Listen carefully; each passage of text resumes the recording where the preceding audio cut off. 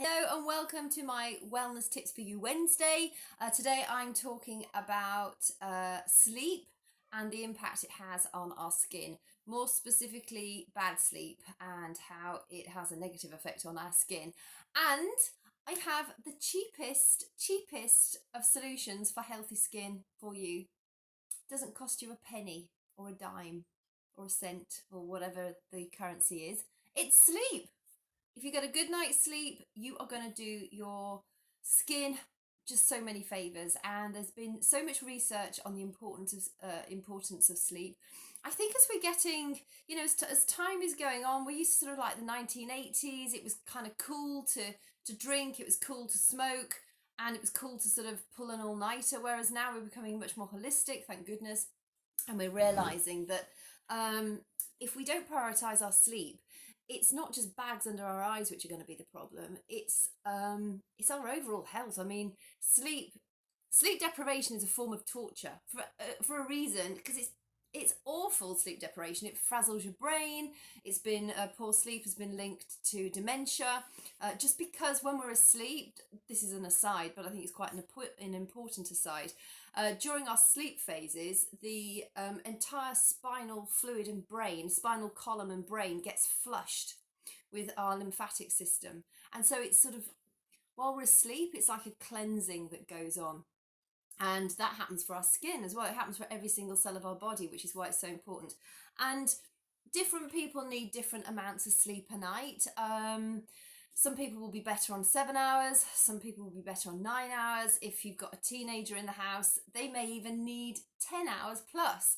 And it's because their prefrontal cortex is still developing. It's an incredibly important part. I say let them sleep. If they're being lazy, yeah, get them out of bed and get them doing some chores. If they're asleep, let them sleep, because actually it's been proven that they need it. So while we are sleeping, we go through, they're called circadian rhythms, and we go through various cycles of these throughout the night. And as we progress through the night, the stages of our sleep change. So we have 3 non-REM stages and one REM stage. I can never get my teeth in for these things. REM is the rapid eye movement stage of our sleep, which is when we tend to have our dreams. And as we go through the night, we have more time spent in REM as we progress nearer to getting up time. When we first go to sleep, we tend to spend more time in the sort of cycles that lead to the deep sleep. Deep sleep is stage 3 of our sleep. So the first stage, you're in it just for a few minutes. That's when you're just starting to nod off. That's when you like to fall off the cliff edge or fall off the edge of the pavement, and you go and you wonder what on earth's happened. Stage 2 is you're getting a bit drowsy, your body temperature's starting to come down, your heart rate is starting to slow down. And then stage 3 is when we go through our full body MOT, as it were. And that's when, if you're woken up, you'll feel really, really groggy because you're really out for it. And it's a very, very vital stage of our body's recuperating process. When we're asleep, our bodies release melatonin. Melatonin helps the skin to protect itself or the body from things like UV damage, free radicals. Essentially, the skin is the largest organ of the body, and I think people think it's like this just big thick layer of stuff, but actually, it's got several different layers in it. The top layer is dead. Which is why it's sort of quite important to exfoliate softly, gently, quite regularly. And as the top layer comes off, the other layers beneath it get refreshed. So the skin is fed from underneath. And a lot of people, crikey, the skincare industry is worth billions, isn't it? I have to say, and I've mentioned this before, no matter what skincare products you use, I don't think there is any skincare product out there that can beat the effects of a good night's sleep, good hydration, and a healthy diet and exercise.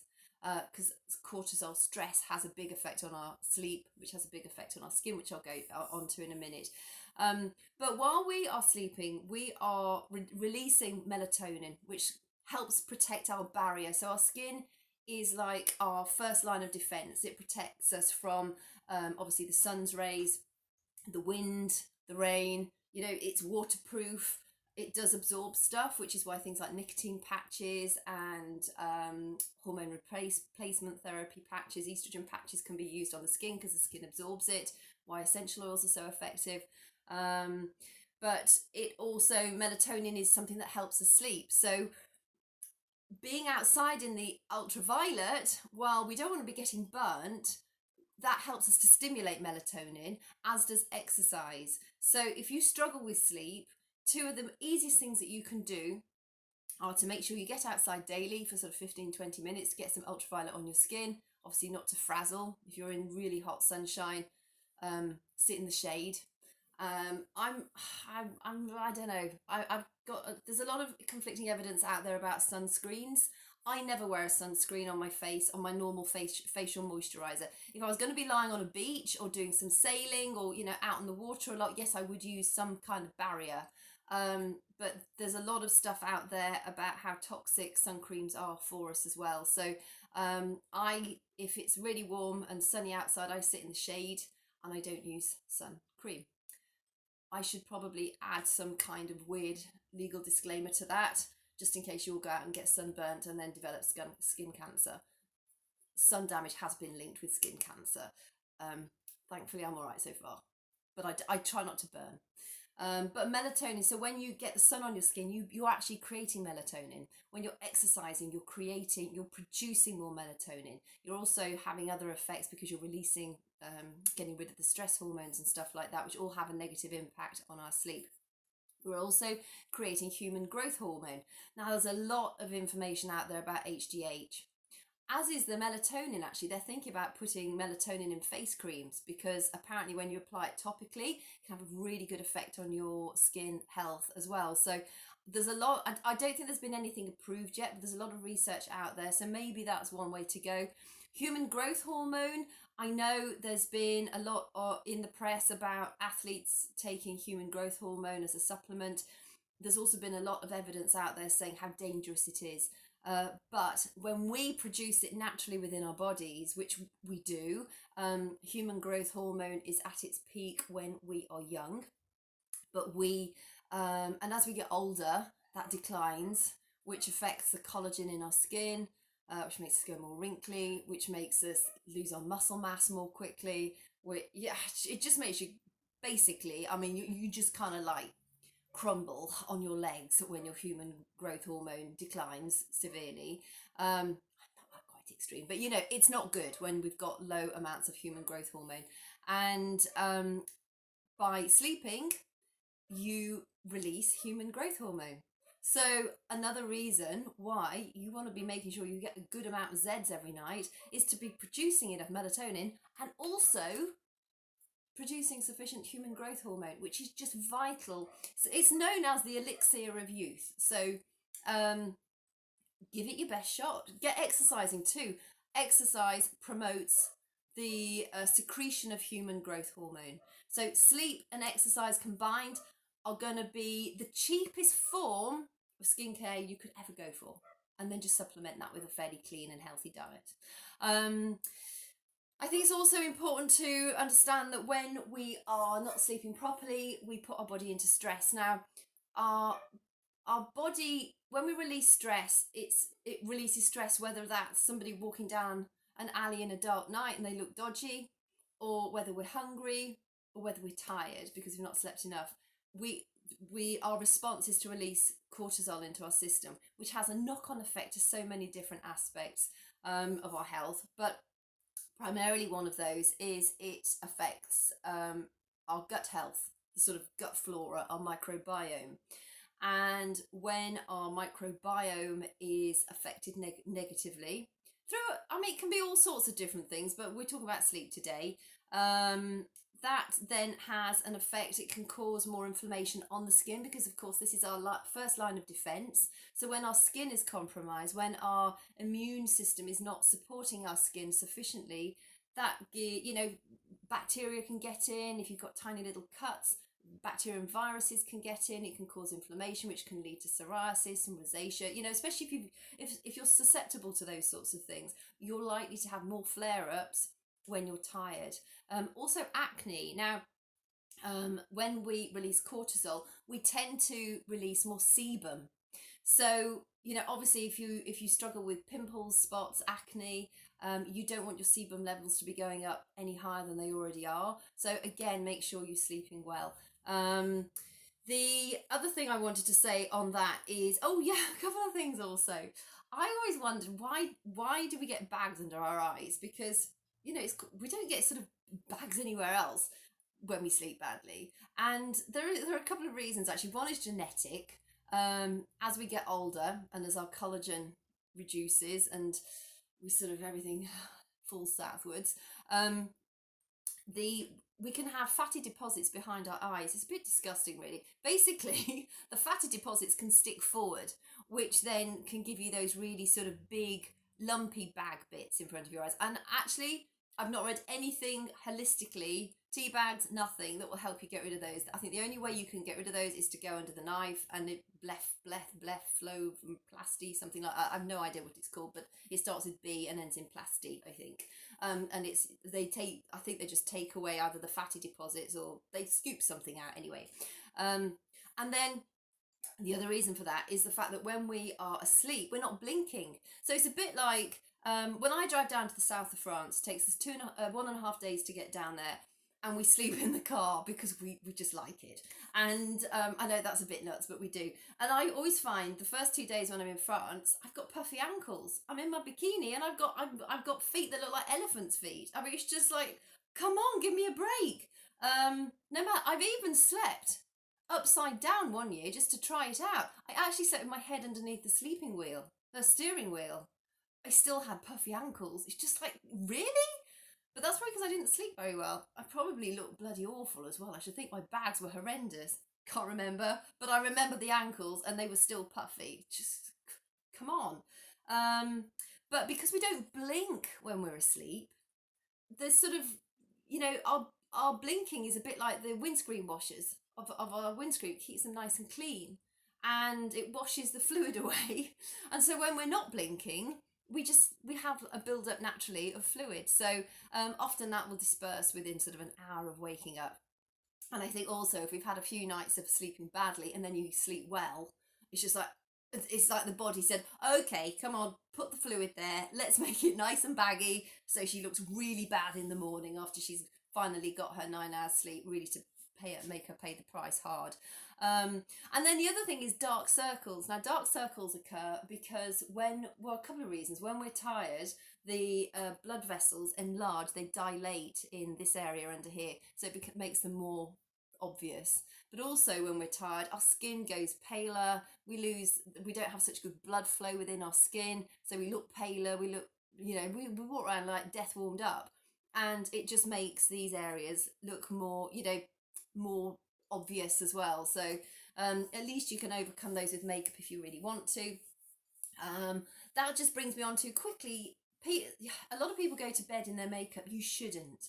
Your skin is such a vital organ. Occasionally, if you really have to do, I can't understand why anybody would go to bed with makeup on. I just beggars belief.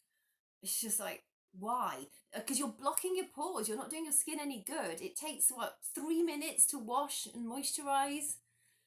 Do it with something that's kind to your face as well. I avoid shop bought commercial cleansers because they're really harsh on our faces. Plus, a lot of them are still laden with those bloody exfoliating beads that go into the oceans and clog up our fish and us then when we eat the fish. I use a mixture of honey, almond oil, or jojoba, however people say it, oil, and a little bit of neem powder, which makes quite nice, like sort of pasty consistency.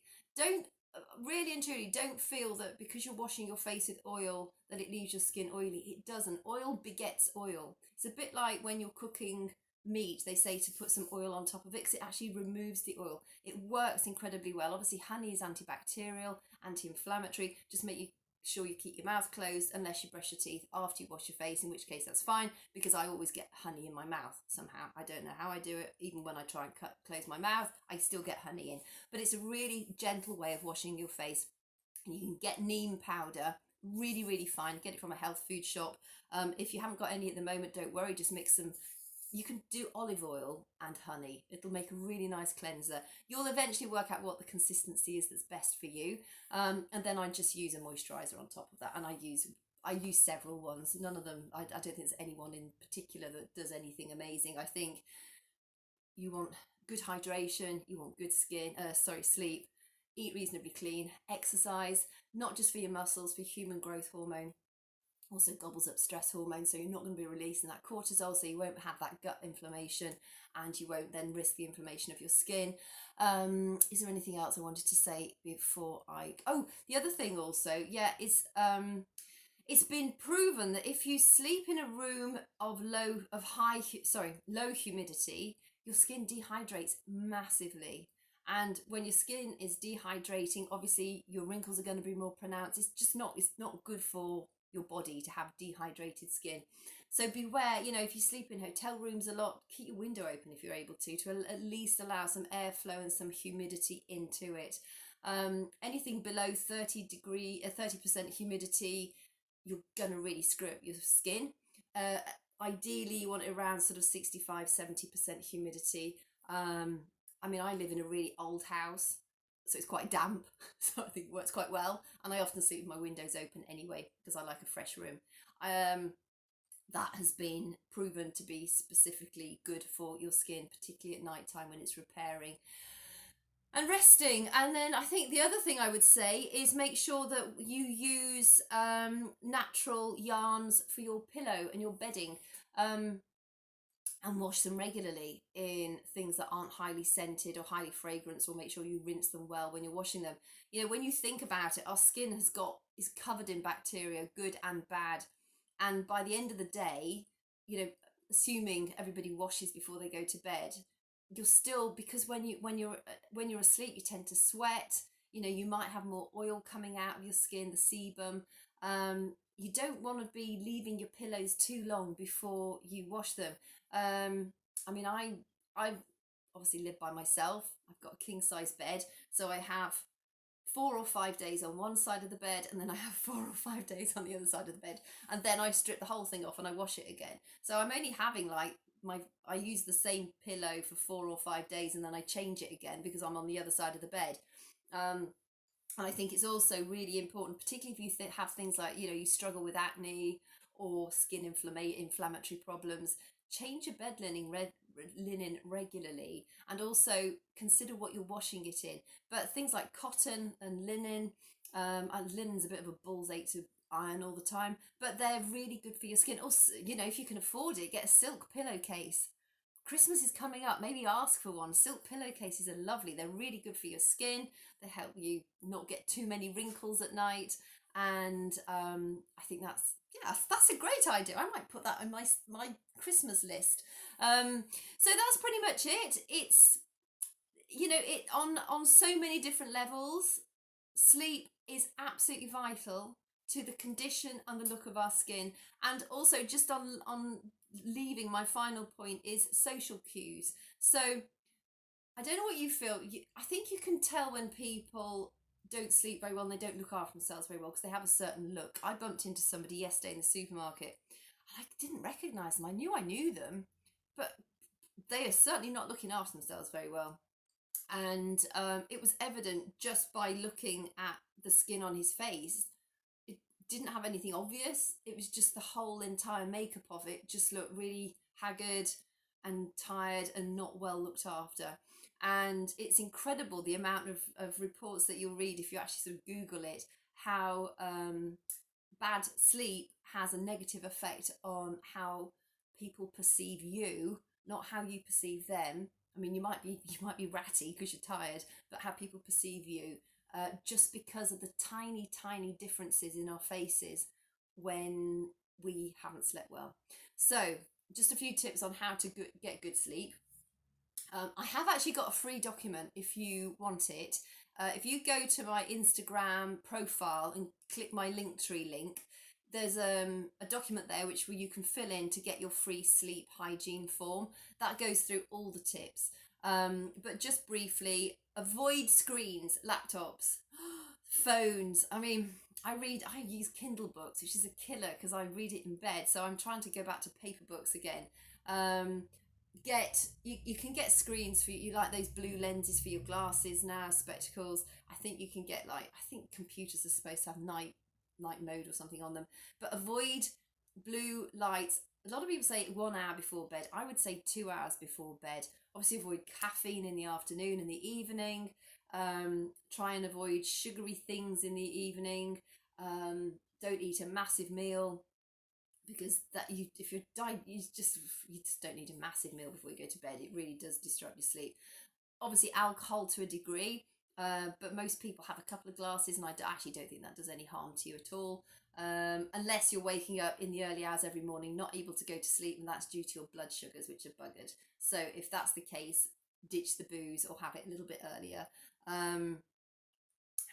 And sleep in a cool room. It's been proven to help you sleep really, really well. And weighted covers, a heavy cover on your bed, it gives you that. I've tried it and it works really, really well. It makes you feel really safe, and because if your room's cool, you don't get too hot, and it's something really cozy and comfortable about it. So, and sleep in a darkened room. Turn the lights off. Save the electricity bill. Just go black, go dark. And if I like to go to bed early so that I wake up when the at the moment, I might as well hibernate because it's dark all the time. But normally, I haven't got curtains, so I follow the seasons. At the moment, obviously, I'm sleeping more because it's dark. Like now, it's dark in the morning when I wake up, and then in the summer I sleep less. But I quite like that because it's a sort of natural rhythm, and I feel that's how we're pretty much meant to be. And I respond to it well. So in the summer, I probably sleep 6.5 to 7 hours a night, and in the winter, probably sort of 8 hours a night, I think, ideally. So yeah, just be aware of those things. And if you want that free guide, the sleep hygiene guide, click the link in my Instagram profile, and you can request to get that, and I'll just email that through to you. It's as simple as that. So thank you for joining me, and if you've got anything you want me to cover on a future Wellness Tips for You Wednesday, let me know. Either send me a comment or leave me a message below. Thank you for the heart, and I'll catch you soon. Hope you all have an awesome week, and sweet dreams for later, so that you wake up glowing and beautiful in the morning. See you soon.